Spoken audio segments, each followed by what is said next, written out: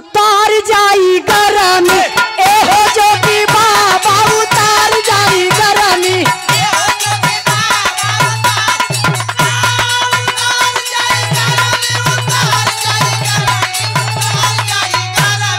एहो जोगी बाबा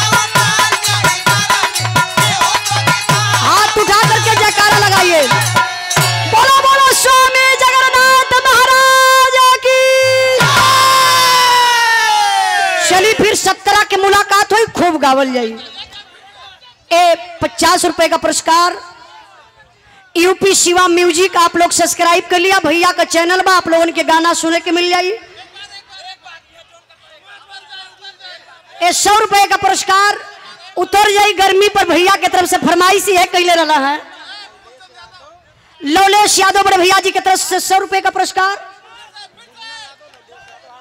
और मुन्ना यादव लवलेश भैया की तरफ से आसपुर के धरती से 100 रुपए का पुरस्कार। आओ मास्टर साहब,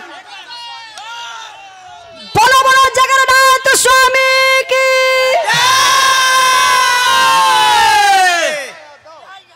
भोला यादव आपकी तरफ से, जौनपुरा से भोला यादव ठेकेदार जी की तरफ से 100 रुपए का पुरस्कार। मोहित कुमार यादव भी इब्राहिमपुर के धरती से 100 रुपए का पुरस्कार। साइकिलिया पर गौतम डॉक्टर प्रमोद यादव पाड़े के पूर्वा से भैया एक बार और हो जाता, आप लोग खात भी रही। अब दौड़े साइकिल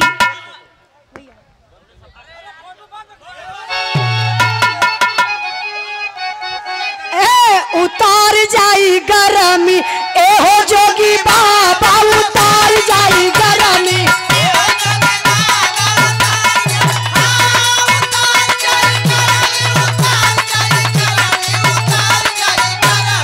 एहो जोगी बाबा उतार जाई गरमी।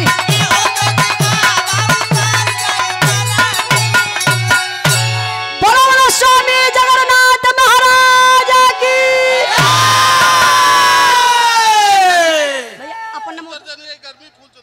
फूल चंद यादव यही भाव पर उतर जाई गर्मी ये जोगी बाबा, बहुत बहुत धन्यवाद। चलिए अब 17 तारीख के फिर मिल जाई तो गावल जाई, काहे से टाइम अब ना बा। जय हिंद जय समाजवाद, अखिलेश भैया जिंदाबाद। 25 तारीख के आप लोग भैया साइकिल पर जरूर बटन दबैया। अपने चाची दादी माई बहनी सबसे हम निवेदन करबे साइकिल बटन भूलैया जन। बहुत बहुत धन्यवाद। अमर बहादुर यादव बड़े भैया जी की तरफ से 51 रुपए का पुरस्कार। बहुत बहुत प्राम आशीर्वाद का चाह रही भैया। भैया शब्बार के बड़का भैया पिछड़ा वर्ग प्रकोष्ठ भैया विश्वनाथगंज हो। अच्छा अच्छा विश्वनाथगंज, अच्छा अच्छा विश्वनाथगंज समाजवादी पार्टी के आप कोषाध्यक्ष महोदय विश्वनाथगंज जनरल प्रभारी जय सिंह यादव, जोनल प्रभारी जय सिंह यादव पहाड़पुर के धरती से 100 रुपए का पुरस्कार देकर सम्मान केलन। बहुत बहुत भैया के प्रणाम। और दिलीप यादव, विनीत यादव, रमन यादव, अंशुल यादव, नवीन यादव जी की तरफ से पुरस्कार। बहुत बहुत प्रणाम। कहना है सुन ला जल्दी सुना। बढ़िया से बोल लेता। बिहारी यादव पाड़े का पूर्वा, देखा हमारे मास्टर साहब कुछ खात हम हम समझी ना पावत है। बड़के भैया जी की तरफ से 100 रुपए का पुरस्कार। 100 रुपया भैया के वापस करा। वापस ना फिर बोला। अच्छा बोले के हो राम सुमन यादव, राम शरण यादव बड़े भैया जी की तरफ से 100 रुपए का पुरस्कार। ग्राम बिकहा के धरती से भैया के बहुत बहुत प्राम। भैया का लेला मास्टर साहब वही लगले।